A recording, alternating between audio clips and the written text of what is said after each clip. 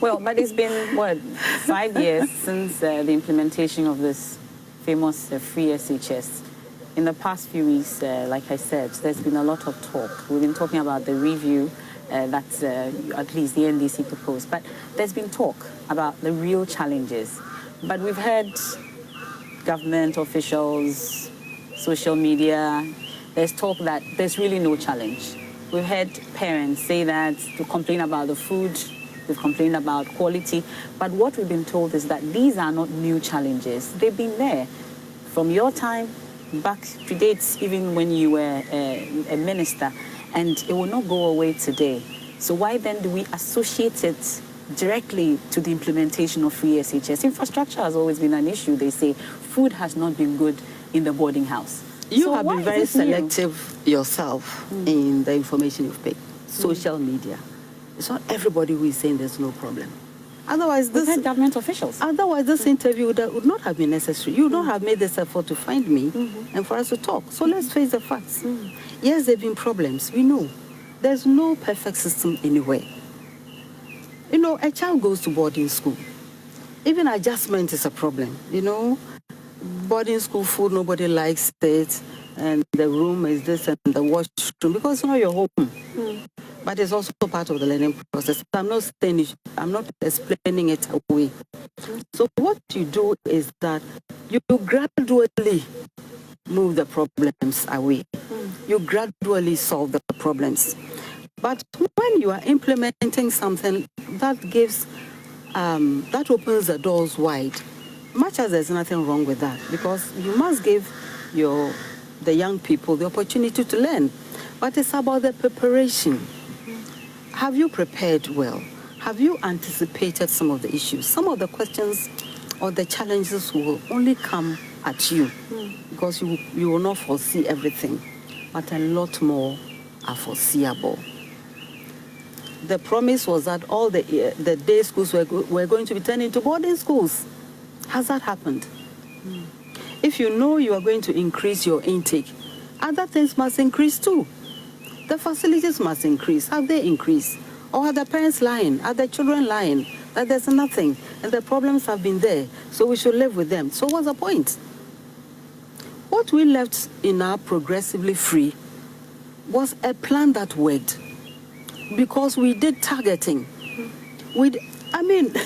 Parents are saying today they will pay. Did the parents say they wouldn't pay? It wasn't the parents who said they didn't want to pay. And it's not every parent who can pay. Some are saying they will pay.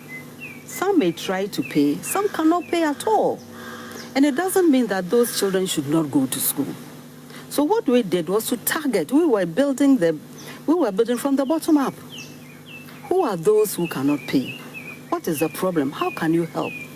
Look at the data, and I believe you looked at it in preparation for this interview, and you will see that even with the free SH, many kids are not going. Why are they not going? So you know that it's beyond the fees. What else is the issue? So if you look at our progressively free plan, and I'm sure you studied it, you'll see that we removed every barrier that can stop that child from going. Even then, some were not going. It means you had not finished. Okay, you'll be surprised. It may be a pair of shoes. It may be the school bag. It can be the money to take the bus. Well, that is stopping that child. Of parents. It's not every parent who can afford it. Let's be serious. It's not every. Let's say I'm a petty trader. Okay, maybe they are not even my children. No, but let's say they are my children. They're also my family members and so on who are helping me. It's not that I don't want these children to go to school. I just cannot afford it. Doesn't mean those children mustn't have a chance. So these are the thoughts that informed our progressively free. So the backlash was, oh no, everybody will go, nobody will pay, regardless. So whether you are working or not, whether you are not working, whether you don't have enough, whether you have too much, wasn't it surprising? Oh, I didn't find it surprising that the Minister for Finance will say, I can pay for 10 people. There are many who can. We want to thank them and urge them to do more. There were churches who were stepping in, wanted them to do more, because we knew that we didn't have a limitless source of funding. And already there were very serious funding gaps in our education at every level. The data was there, very, very clear. And it's not about paying attention to only one section. But we are told now that there's no problem when it comes to financing. That's up to them. If that's the case, why is anybody complaining? So are the people lying? Why are we having this interview? That's what we are told. That's what we are told? Yes. That's your problem if you believe that.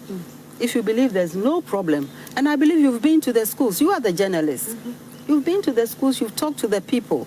When we were doing our manifesto, we talked to the children. The journalist has come under attack for highlighting all these issues. Yeah, the teachers came under attack. So I'm surprised to see Charles now. The teachers came under attack. The headmasters came under attack. What problems were solved? The headmaster leads the academic and management experience of the students and of the staff. And if he's saying there are problems, you just sit and talk to them. That is all. So let me come back to your question about what we meant by the review. First of all, was to open the space for people to speak. The Minister for Education is not running every school. Okay? The head teachers are. That's why you have CHAS. You need to find out from them, listen, this is what I've proposed. This is what I've done with the progressively free. How is it going? You are on the ground. Advise me. So that's one thing we're going to begin. So we're going to call for a national dialogue of stakeholders. And for me, a major stakeholder is the student. They know, they are at the butt of everything, and they will tell you what is happening. And as an adult, you know what to take out as problems of adjustment. You also know what to take as problems that you should fix. Even adjustments can be made a little easier through counseling, through peer, all types of counseling. You can do that. So we're going to have a national dialogue on the free SHS. What is working? What is not working? Are the complaints real? And you are not going to pose those questions when you have not done your fundamental homework. So we talk to teachers. We talk to head teachers. We talk to students. We talk to the community where the children are hiring rooms to find out so they can solve the problem in a holistic manner. We have focused so much as a country on the dormitories and on the dining halls. Of course, these are fundamental. Food, without that, what are you going to do? But it's also about the quality of tutoring. It's about time spent on task by the teacher and the student. If it's 3 months here and 3 months there, and we're told it was the best thing to happen to this country, no problem, give us the evaluation. Give us your monitoring reports. Give us your reviews. Hopefully that doesn't mean cancel. Give us what it is that you have studied the past 4 years to inform the way forward. Okay, so we did our homework, and that went into our manifesto, and you can see there